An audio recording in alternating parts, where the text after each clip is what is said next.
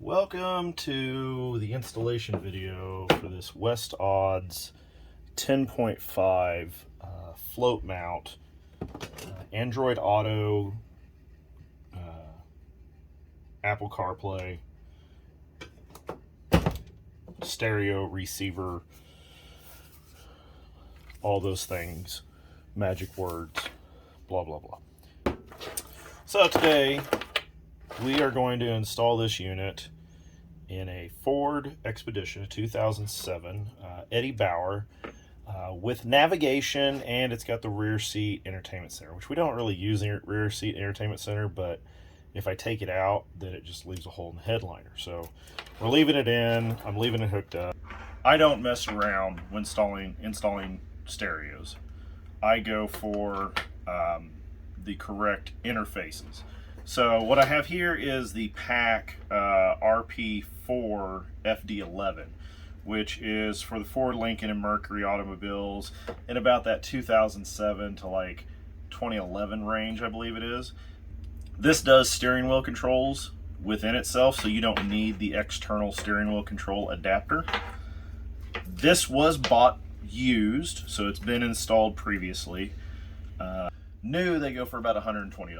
Or I got this one off of eBay, shipped to my door for $55. This is going in our Expedition. Like I said, that's our third vehicle. We don't drive it a whole lot.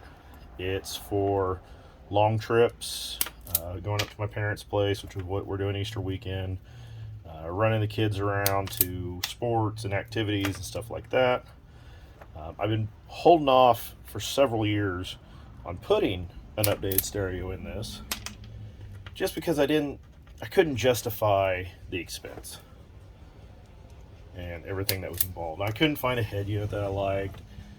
In my Mustang that I recently sold, I had a 7-inch join Android head unit, and I liked it. And when I built that system, I couldn't figure out just what the draw to Android Auto or Apple CarPlay was. I didn't see the benefits, because if you just had an Android head unit in your car, well, then everything just played natively there. What I soon began to realize is, yeah, that's great, except you've got to have internet, which, okay, it's not that big a deal for me to turn Wi-Fi tethering on my cell phone every time I get in the car, but it gets old after a while. That head unit was capable of the phone mirroring, but I never used it. And then we made some changes this year. This is 2023. I decided to sell my Mustang, and we bought my wife a 2019 Jeep Renegade, which has the 8-inch Uconnect display in it, which does Apple CarPlay and Android Auto. And now that I've used it, I get it. I understand. That's a wired system.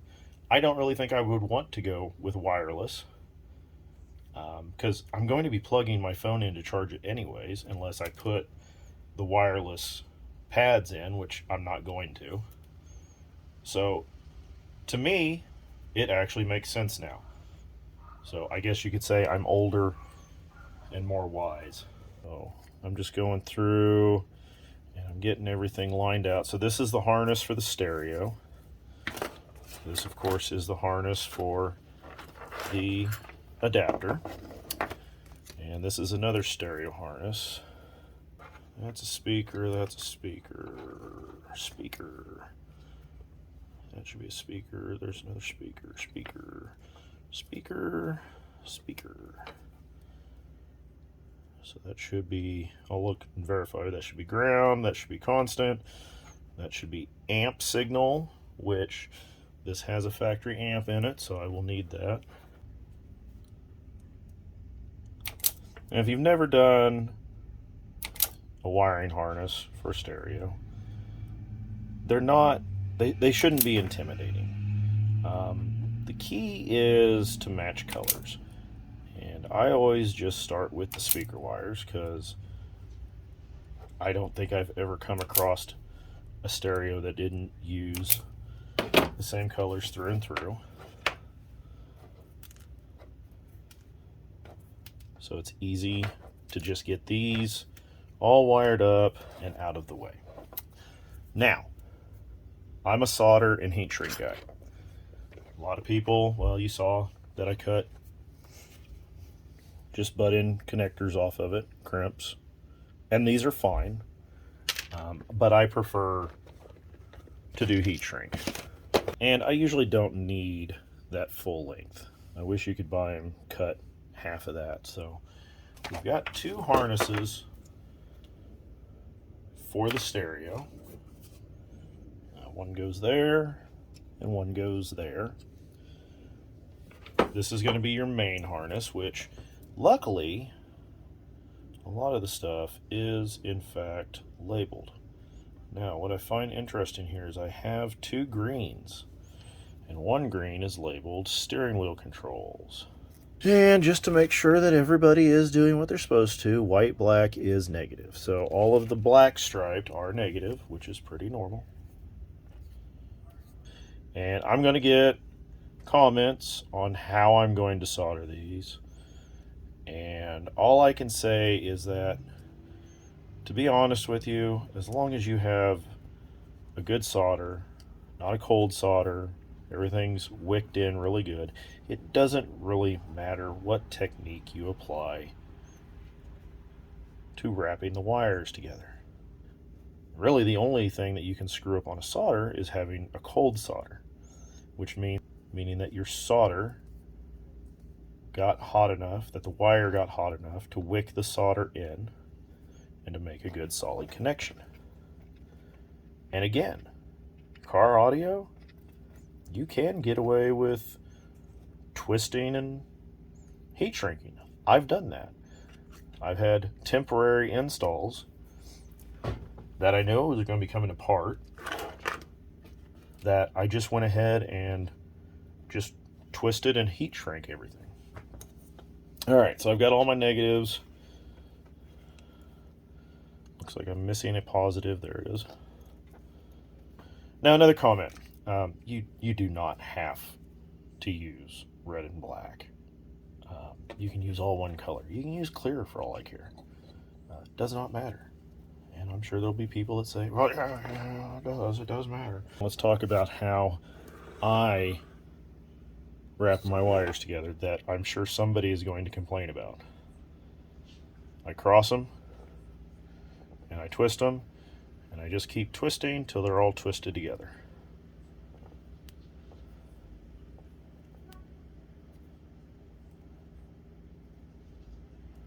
I like to get a nice twist.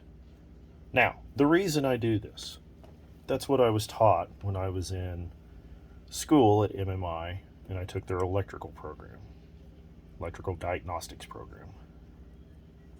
Am I missing? No, everything's over here. There was a lot of discussion on why to do it this way, and how this is the most proper way to do it. I've seen a lot of videos since then, and a lot of different ways of soldering, and a lot of different ways of connecting wires. And if you follow the instructions for the method that you're using, you're not going to have a problem. That's what it comes down to. If you do it right, you'll be fine. Also, I'm not really worried about the tensile strength of the wiring harness in the dash of my truck. Okay? We're not pulling with the stereo harness. We're not hanging things from it. We're not suspending the radio from it. It just needs to be a good connection. And this is what I found to be a good connection. You don't want to add a bunch of resistance in. You're going to add resistance at a connection. That's why I try and minimize my connections. If you notice at the beginning, this pack harness had, a couple of them had two butt-in connectors. So I'm guessing for some reason somebody cut a few of the wires short. Okay. Alright, so we can go ahead and do our ground and our blue. No, our ground and our common. So common, this is battery always on signal, or a constant 12 volt, let's put it that way. And what that's for is just maintaining your memory, like your clock and all that stuff. For sure, orange here is going to be illumination. else do we have? So now I'm going to start soldering everything together, and I'm going to save you all of my ramblings and musings and whatnots. The biggest thing here is to make sure that, like I mentioned before, that you get a good hot solder. And I like to run my soldering iron just as hot as it'll go. I've got an older Weller station that has the adjustable temperature on it, and I just crank it up and I solder it. And then we get into doing the heat shrink, and I try and just get everything kind of stuck in place first, and then I'll go back and tighten it all up, make sure everything's got a good seal. This this heat shrink did most of what I wanted it to do as far as how much it shrank. It also had some glue in it. From that point I moved on to the truck and started pulling the dash apart, and we got everything put in, and we're going to do a little bit of testing because we had some questions on the power and on the brake, or not the brake, the backup. Okay, so I just confirmed that that is accessory power on the red, and the purple white is in fact the reverse signal through the harness, which none of the documentation talked about. So I'm going to go solder those up real quick, heat shrink them, and we should be good to install.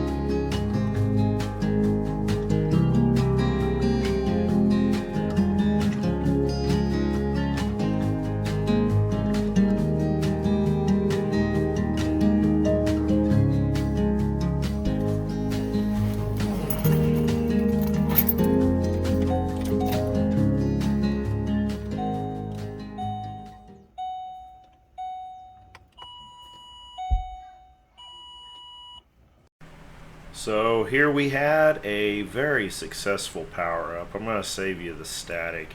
I had forgotten to order the adapter for the antenna, which you maybe saw me have a sudden realization of that when I got the old stereo out. But I've got that on order now. I don't really listen to local radio stations much. My wife does, but she also doesn't drive this vehicle very much. I am going to rely mostly on the Spotify. But I went through and I checked all the speakers, and everything sounded really good at that point. Couldn't really tell if there was any bass, but it was popping the amp, or it does pop the amp when the stereo turns on. I probably need to look at putting a resistor in line to reduce that. The backup camera does function, other than I don't have the camera hooked up yet. We're going to do that next. So I'm going to save you a little bit of, well, not a little bit. There's a lot of content here, and all it is me trying to figure out how this all comes apart. There weren't any good videos on this, so watch me fumble through.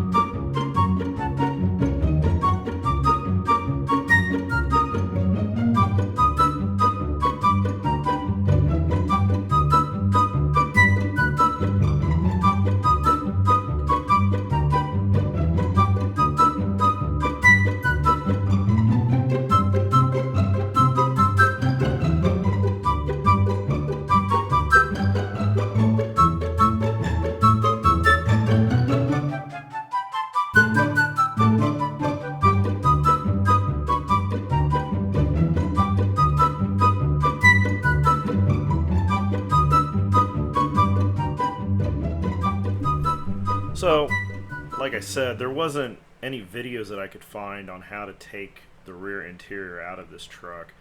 What I will tell you is, to do it right, you definitely want to remove that rear tray and all the covers.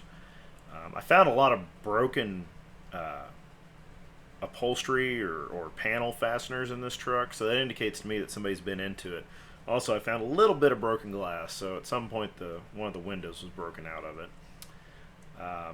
I also did something that I decided not to show you, and I swapped out the factory subwoofer for a CTS or CT Sounds Bio 8 dual voice coil 2 ohms per voice coil subwoofer I had. I don't think that was the right thing to do. I think I'm going to end up putting the factory subwoofer back in, or I'm going to source from Crutchfield a recommended replacement subwoofer. It just doesn't sound the same. It sounds good, but it just doesn't sound the same. So I'm going to be going back with that. I'm planning some additional upgrades in the back of this at some point. I'd like to try and build something that goes all along that driver's side where that factory subwoofer is. So at this point in this video, I decided, okay, well, I better get the cable hooked up and finish getting it routed. I did a lot of cleaning. You can tell that this truck had not been cleaned in a very long time. And I started kind of looking for places to route it, where to put everything. I decided, well, I better get all the panels back in and get my cable routed exactly where I want it, so I know how much cable I'm playing with. And it's a good thing I did that, because this is the point that I realized, well, this cable probably isn't going to be long enough to go where I want to. So I'm trying to go up that C-pillar, D-pillar, whichever it is, and then come out the grommet that goes into the hatch, and then I'm going to go down the hatch, and I'm going to mount the camera on the hatch, because there's just no place on the bumper, down by the hitch, anywhere that's any good for mounting it. So I went ahead and cleaned this all up, got everything put back together. This was after I realized that my cable wasn't going to be long enough. So this camera is a 4-pin, and I was able to find a 6-foot extension, which now I'm starting to wonder if 6 feet is going to be enough. I'll probably have to order something else. Right now I do have the camera hooked up. You'll see at the end of this that I went ahead and reached in and I was able to plug it in, but I just need to remember that it's there before I open the hatch again, or I'm going to rip that cable out or damage something.